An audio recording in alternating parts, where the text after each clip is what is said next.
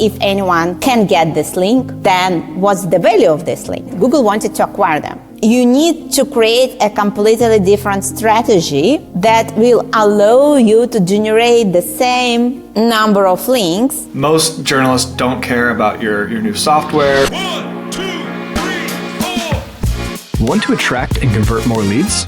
Want to learn how digital PR, branding, and SEO can establish and build your brand identity? Welcome to the Market Movers Building Brands and Links with Linkify podcast. We answer these questions and help you ramp up your brand visibility and credibility. Let's cut through the noise and make your business the talk of the town. We're your hosts, Nick and Chris. Let's get this show on the road. Welcome to the Market Movers podcast. Today we are joined by my good friend, Alexandra Tachalova, founder of Digital Olympus, a leading SEO and link building agency specializing in relationship-based link building, content marketing, and digital PR. Alexandra, welcome to the show. Thank you very much, Chris, for having me. Super excited. It's a little bit, as usual, cloudy here in the Netherlands, but, really looking forward to our conversation. Alexandra, thanks for coming on. We were thinking we'd start by talking about SaaS link building. A few years ago, before we kind of transitioned into digital PR, we were doing a lot of SaaS link building. Back then, it was all link swaps. Like everyone just wanted to do a link swap. Is that still the case in SaaS link building? Or what are the main strategies right now? I think so, but it just has been growing till the point when it really became very uncontrollable, because the more people involved, right, in that type of exchanges, right, the more awkward and unpredictable things are happening down the line, I would say. As a result, for instance, there are few basically even marketplaces where you can buy links on HubSpot. That is right, the best, but a lot of sites that I know, right, and they don't really sell links, but just because they're involved in link exchanges, right, they firstly ended up on some kind of, private spreadsheets that has been shared across the industry, and people were selling links from spreadsheets, but then they ended up even on that marketplaces. So I think that is summing up the state of, the market. Biggest difference between the B2C vertical and the B2B vertical is just because in the B2B space, marketers are way more active. They kind of, they do a lot of inbound marketing. They do a lot of different campaigns, and even organically, they communicate with a lot of different companies, right? Because they built, partnerships. That is the reason why, the whole idea of link exchanges and that type of collaborations, I think it went so well for the B2B space, but I don't really think it's just the same for the B2B for the B2C verticals, just because people are way more dormant there. They do less. And, a lot of companies, they just outsource their marketing to, third-party agencies. And basically, they don't really have that type of, they don't really have that type of advantage, I would say. So that is the reason why, these two verticals, they're quite different if you look at them. And you can't really, we've been trying to actually do the same across the B2C verticals. Not really working well, just because, one more time, whenever you do outreach, whenever you try to connect with someone, they just don't really reply to you. So, that is the main problem when it comes to doing the same for the B2C, for the direct-to-consumer niches, I would say. But, one more time, circling back to your main question, link exchanges, quite up and running. They're quite ugly nowadays, in my opinion, right? Just because a lot of sites are abused, right? And the value of such links are quite low, just because if anyone can get this link, then what's the value of this link? Mm-hmm. Okay, interesting. So obviously we're all link builders here. That's what we do. You were well ingrained in the B2B space for link building, especially in SaaS. How has the attitude and budget, should we say, towards link building progressed over the past 12 to 18 months? We've been bombarded with Google updates. Link building is always a hot topic. SaaS companies seem to invest heavily and continually on link building. Have customer expectations changed, or is it still a prevalent part of their strategy? Well, I think the sentiment, around SEO has changed a lot with AI, anything related to AI, right? And what we see when it comes to AI summaries, right, they do a good job whenever you ask a straightforward question, like, for instance, if I want to cook something, what kind of temperature do I need to put in my oven? And you get a straightforward answer. You don't really need to go to read through all this fluff, right, before getting, to your question, right? The same goes to pretty, informational, straightforward questions when it comes to literally any industry, right? And then the problem that no one knows for sure how to create a strategy that will guarantee that your brand will be widely populated across these AI summaries, right? And also, that kind of getting your brand across, 90% of these AI summaries will really guarantee that you will get, the sales, how to measure this. So I think what happened that in a lot of companies, marketers, or the leading manager, they realized that SEO channel lost its main advantage of sustainability and being a long-term investment. As a result, they are looking for substitutes, and link building is just a part of an SEO, and it's not really the main part of an SEO discipline. So just really also not doing very well, just because of the overall market situation, I would say. But that is my opinion, right?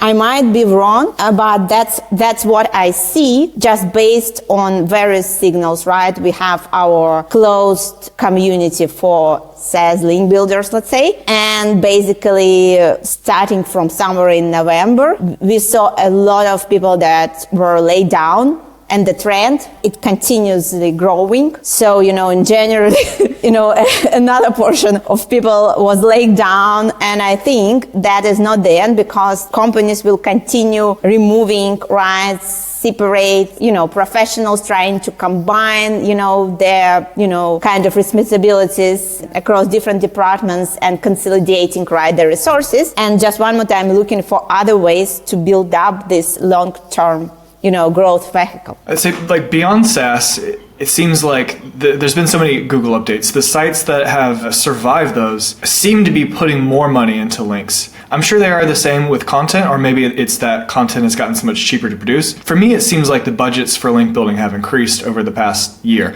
There was definitely a slower period when the HCU rolled out, where a lot of companies were pausing, waiting to see what happened, and then the spam update as well. But it does feel like a lot of companies are really making link building a priority now. Are you seeing the same thing? Well, most probably I talk with different people, right? And I just kind of, we live in two different parts, which might be also the case.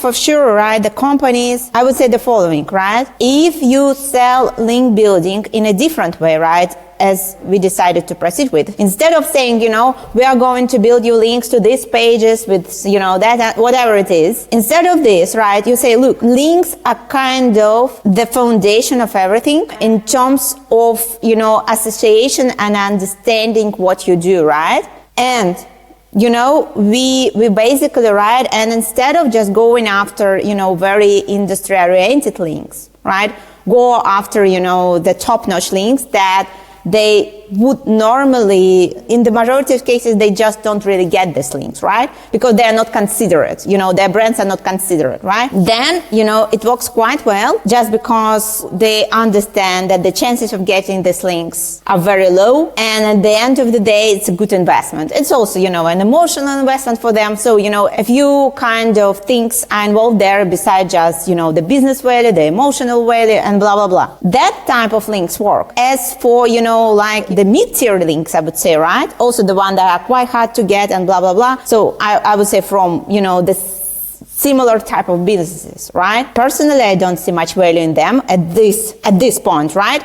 Might be right, might be later when, we will see that enough proof that these links are also quite important and, based on how, AI summaries are kind of, appearing and some, ranking factors maybe, right, that might be back. But for me, right, it's just not there.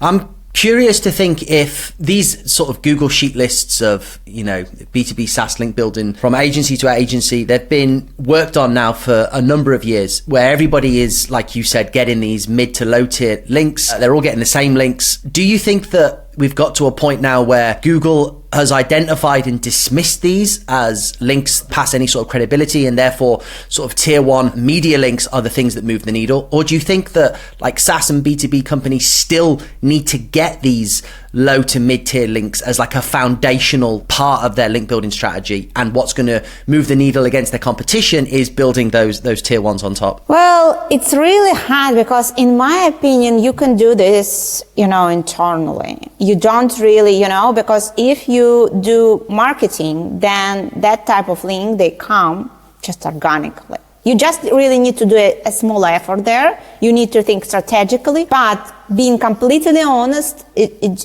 just there, right? By the way, talking about the value of such links, right? I know that a lot of conversations happened about HubSpot and the loss of their traffic, but I want to add something else there. Almost 7 years ago, right? When we've been just kind of also basically setting up all the processes around, relationship-based link building and outreaching various sites, HubSpot was doing link exchanges extensively. And they've been always doing it. And I think, and if you look at the pages, right, that load the traffic, and they are mostly like, landing pages, right? Like, CRM something or whatever, right? They're, by the way, they're core products. All these pages, they've been kind of pushed by shit tons of links that were actually built. So, very, very few links back to these pages, right? Or, proportionally, say like, not more than 20-30% of the overall number of links that you see back to these pages, they were acquired organically. So I think what happened, but that is just my kind of observation and my kind of personal thoughts about this, which I might be wrong. I know that they also had a conversation with Google, right? Google wanted to acquire them. HubSpot. Oh. Then, yeah. So it gets interesting. Yeah, that was before the new year, right? And something happened down the line, and I don't really know whether the deal is still there, but then in January, we saw, and then, guess who is the biggest winner? Reddit? Google Pages. Okay. Because in Semrush, they have the enterprise products, right. And where you can see basically inside this enterprise product, you see whenever, someone is losing traffic, then they kind of built a graph about who is winning from this. So conspiracy is that I don't Google... really, one more time, I just kind of, I know some facts, and I know, the kind of, the real kind of thing that happened. And I just made some connections, which might be completely wrong. Well, Google but it seems logical, right? Yeah, Google acquires part of Reddit. They skyrocket. They want to acquire part of HubSpot or all of HubSpot, and they don't. HubSpot it's tanked. And HubSpot was like the golden example of content marketing in the B2B space. So I think people were genuinely shocked to see its traffic plummet. And yeah, but I just want to add something else. I think it was a manual one. So if you look, it's similar. It's very similar to Forbes situation, when only particular pages were eliminated and removed, right? So nothing about their branded traffic, if you look at this. So only particular pages. Very interesting. Okay. But it's always like about that. You never know, right? Yeah. No. You think you do your best, and you think you are the smartest one, right? So do you think never know behind the scenes, for sure? Let's assume for a moment it was not a targeted and embittered attack by Google because somebody at HubSpot wouldn't sign the paper to sell the company. Do you think if it was a link building related activity on HubSpot's part, that it was to do with the ratio of inbound to outbound links across the site? So they were overly engaged in link exchanges. Would that be your assessment? Yeah, well, I think it's not really about attacking them, but they kind of, after, all this conversation that they had, they went on the radar, right, of the Google's team. And they thought, okay, we might take a look at them. So I think it's just more some coincidence that leaded to some bad results, right? Because it's interesting, let's assess them.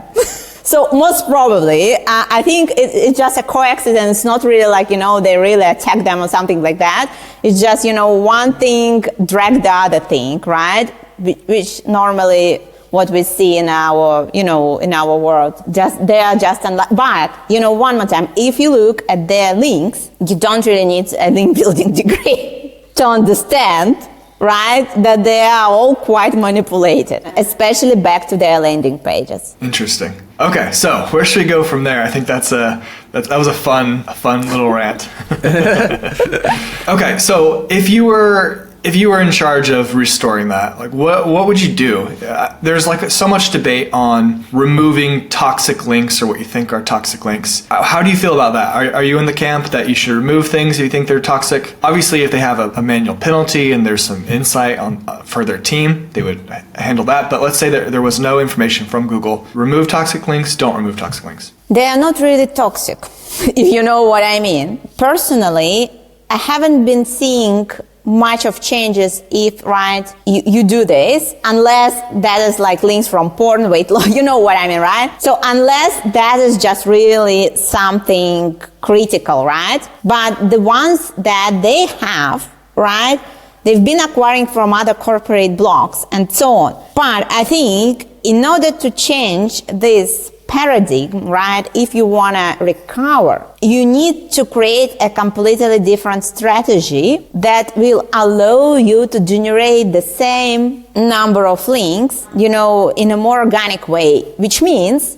right, when I say they are manipulated, right, just to give a bit of context, right, when, you do link exchanges, let's say, right, and you do that type of pre-arranged, right, link building, when you basically allocate your link on already existing page, the problem there that the page is already published and you just kind of, insert your link, inject your link there. Well, the page itself remains being the same. And that is the problem, right? And when you get, 10, 20% of such links, that is one story. When you get 90% of such links or almost 100% of such links, that's where the problem appears. So the way of fixing this, ideally, is to get links in new content. So changing either, finding a way of getting these links organically, or, changing your strategy completely. Because we've been, before stopping doing any link building activity to SaaS clients, a few years ago, we've already been talking internally about this, because I've been seeing this as the biggest issue. Because whenever you get link on a page that is not a completely new one, right, you're losing a lot of benefits that are coming with a new page, because normally businesses, if you get a link from a good page, they're sharing this page, social signals, a lot of things you're losing down the line. And I think that is one of the biggest problems. You either need, if you want to get a link on a page that has already been published some time ago, you either need to update this page, really update this page, right? Or you have to remember that is not really risky. It's just you're getting the half of the link, I would say, or 30% of the link. And you think that also leaves a clear footprint? So is that what you're saying? Like, if you're doing niche Yes, edits, for sure. okay. Yeah, for sure it leaves. Because, if you look at this from an analogous standpoint, right? And I think Google, like as any machine, right, looking at some proportions and comparing these proportions to eliminate the abnormal behavior. So that is where, you can easily, right, see that something is not correct or not perfectly right. Interesting. Okay, moving slightly on, we talked briefly before we came onto the podcast, and you made a really interesting point about moving into the tier one sort of holy grail link building space. Digital PR, hard to get, editorially earned, 100% what real businesses do anyway. So theoretically, 1,000% safe in the eyes of Google. But you also mentioned that SaaS clients were difficult to engage with this sort of link building based on client expectations. Do you think this is something that the SaaS industry needs to shift focus on? Because we've come across this on prospective sales calls with SaaS companies where we say, look, we can get you the best links in the world for SEO purposes, and they want exact anchor text, inner page URLs, blah blah blah blah blah, which is 100 1,000,000% not possible with, digital Oh, back PR. to specific pages, right? Yeah. Well, I mean, there is a possibility of certain aspects, but I mean, the more flexible, the better. That's essentially the short of it with digital PR. And many SaaS companies, B2B, are not flexible, one can say. So do you think this will be a shift the industry needs to take? And do you think those that do make that shift will be the ones that win in link building? It's hard. I'll explain why. Because I think the overall context of the link and the relevancy to what you do is very important, especially if you think about long-term benefits, about AI summaries and so on. So let's imagine we have a business that does LinkedIn automation. So just a random example. If you go with something very generic, trying to create a story about, people are meeting on LinkedIn and then having sex, for instance, right? So that will be a good story, right? Journalists will take that. Does that happen? I don't know. I just made it up. I'm just creative, right? But at the end of the day, why not, right? Or, let's imagine someone in the HR company was kind of doing, recruiting someone, then, they ended up, into relationship, not finding any, whatever, all the stupid stories. Yeah, they're working LinkedIn very babies. well, right? LinkedIn whatever, babies. right? Yeah, that's why we're a remote team. Whatever, right? Yeah. But you know what I mean, right? Yeah. But if you go with that story, even though LinkedIn will be there, it's not going to benefit them because the problem that the story won't be explaining their product, right? So for me, the main problem that the stories that will benefit them, they are not really, you can't really pitch them to journalists. And that is the main problem there.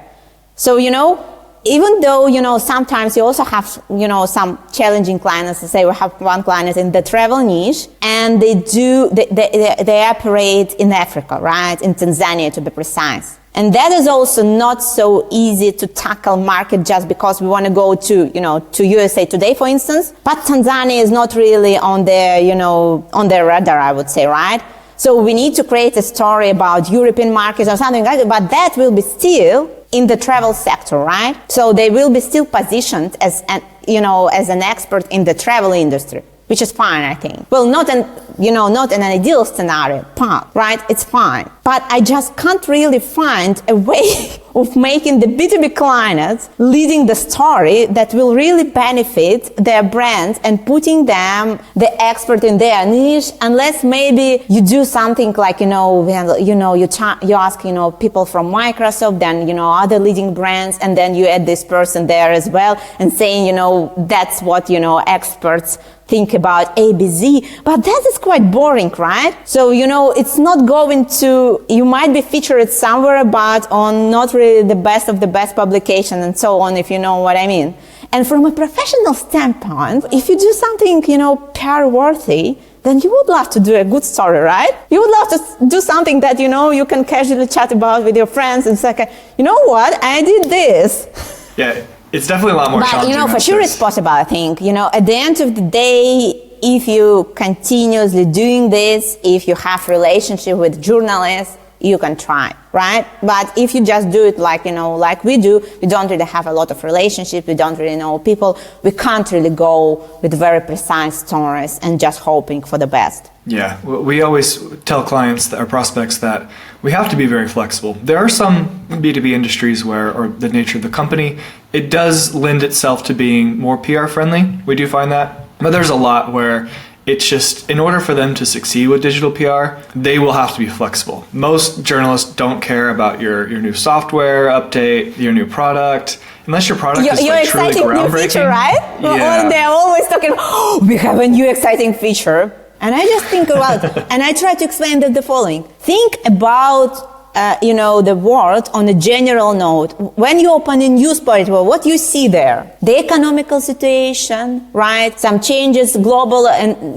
weather, whatever environment changes, that's what people are interested in, right? Or how to remodel their house, or how to, save somewhere, right? But not really about new exciting feature that you added in your product that is, only, let's say like less than 0.00% are used, if you take it from the whole population, right, or the whole, audience of, this newspaper. Yeah, we try and position that where it's the expert from the brand. So whoever the spokesperson is, positioning them as an expert, because we are in the age of Google where the expertise, the authority of the people on the site matter. And so I think positioning some of their leaders on the team as experts, getting a lot of citations, links for that person can have a really good SEO impact. So that's what we try and focus on for B2B Yeah, but I have to say that the competition is crazy there. Whenever, I see something from Forbes that is looking for another AI expert. Oh yeah. 50 plus just on quoted. 50, and that is not the end, because they do what? They put it on quoted, they put it on featured, they put it on Twitter, well, on X now, right? Then they do it on Sauce, ending up with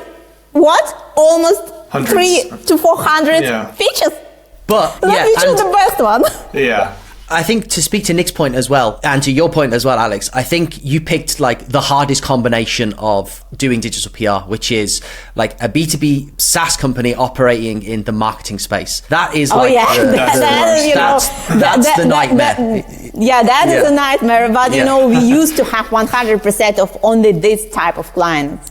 So that is the problem, right? So But to speak to what Nick said as well, I think there is an element where those links make a more monumental difference than just that of the topical relevancy to their brand. So they want to talk about a new feature, but let's say that they do have a very, very strong profiled spokesperson or representative of the website that is more broadly operating within the market that the marketing SaaS company operates. Let's say they've done public speaking. Let's say they are an AI expert or something like that. Then building links via that person's name in broader campaigns does go to strengthen the credibility of that expert, and that is seen by Google. When those links are crawled, they are going to associate that name with the B2B SaaS marketing website, and that feeds into EEAT, and I think does have a long-term positive effect. But it is very difficult. It's hard. It's hard. I mean, like, for sure, true, but how many pitches do you need to say? You need to send a lot. That's you really need to be ready, right? And I just thought, I just really want to cut this, fluff for now and just really focus on, mostly creating stories, right, that we can sell instead of, we do we split half, right, the team, and we do me mostly that, creating the stories, because I'm very creative. Yeah, you're responsible for all these LinkedIn sex stories. Time to time. When I can really connect, different things that are not connected, but in my life, I see the connection. Yeah. Okay. Well, where do you see the future then going over the next 3 to 4 years as we're wrapping up for coming towards the end? What do you see the future of link building, SEO, AI, predictions, thoughts? I think it will take some time, right, for us as professionals and for managers, right, for the ones that are decision makers to understand, right, how to leverage this channel for the long-term success. Because, right, once everything will be clear, right? At some point, it should, right, become like that. That is not a problem of investing in it, right? And just saying, what? We really want to get there. We don't mind of having a timeline of 3 years as it used to be, right? Whenever, normally, right? Whenever any prospect, right, was coming to an agency, and when the agency was creating a strategy for the next few years, and that wasn't a problem at all. But one more time, right now that is the main problem, right? And I think the other thing that happened also, a lot of companies that used to, good companies, right? I'm not really talking about the one that you don't really want to work with and consider, right? I'm talking about good companies that you would love to work, right? They were using quite a lot, and they, most probably some of them, they've been using, right, SEO agencies to scale and extend their resources rather than to substitute them, right? We are talking about mid-tier companies, right, and maybe a bit of, enterprise level and so on. And right now, scaling is not there, right? So they try to evaluate their resources, they try to cut their resources to send, some of their resources to, one more time to different disciplines and so on. And that is the problem, right? That scaling is not there. only for particular niches, for particular clients or whatever it is. I mean, like say on a general note, right? If you look at the industry, the majority of companies, they are not really scaling their SEO strategies at all. And as a result, for sure, agency, they're suffering quite a lot because they've been basically getting these clients, right? So I think in 2, 3, 4 years, the landscape will be quite clear in terms of what you need to do and how you need to do, right? And once, everything is set up, businesses, one more time, they're ready to invest and they're ready to go and they don't really mind. But this uncertainty, right, is just, the main, I think, challenge that, we kind of, as agencies or as professionals, it doesn't matter. We need to overcome, and you need to understand that it's not going to get better. Because unless we have this uncertainty, it's going to affect everything, right? And it's going to push everything back. And we will see, I think, another thing, and I love this sentiment, being honest. We will see, I think, way less agencies and way less professionals, just because the new paradigm will involve completely different set of skills, right? You don't really need to do something like, basic, right? It seems like that the basic things, they are no longer valid, like, what SEO professionals have been doing for ages, like, updating, titles, or whatever it is, right? These type of things, they will be automated with, LMS models and so on. So the ones, right, that will survive or will continue thriving are the ones that can actually build the system and the processes for the LLM models that will be executing this. And by the way, the same for a lot of industries. For software engineers, the same. Really, a lot of companies, they are kind of preparing, right? Especially enterprise level company, they're preparing their teams and they're thinking about cutting, right, the workforces in order to actually substitute them with, LLM models, train these models, and so on. Yeah, it's going to be an interesting time, that's for sure. And the companies we are entering the era of LLM operators. Yes. All right, Alexandra, I think that's the perfect place to leave it. Thanks for coming on today. It was a fantastic chat. For people who want to connect with you, where can we send them? Well, I think LinkedIn will be great. I do post there quite a lot, some funny jokes, so you can... Sex scandal, breaking news. So you can enjoy them. Awesome. Well, thank you so much, Alexandra, for coming on. Hopefully we'll see you again soon in person. But until then, thank you very much. Yeah, thank you very much, guys, for having me. And thank you very much for such a nice conversation. Very much. I think a very timeless one. Perfect. And that wraps up this episode of Market Movers, Building Brands and Links with Linkify. Big thanks to our parent company, Linkify, the wizards behind turning ambitious businesses into standout brands. Hit up our website at linkify.io and take the first steps towards brand greatness. Big shout out to Fame for making this podcast possible. Thanks for listening, folks. Stick around for more insights in our next episode. Catch you later.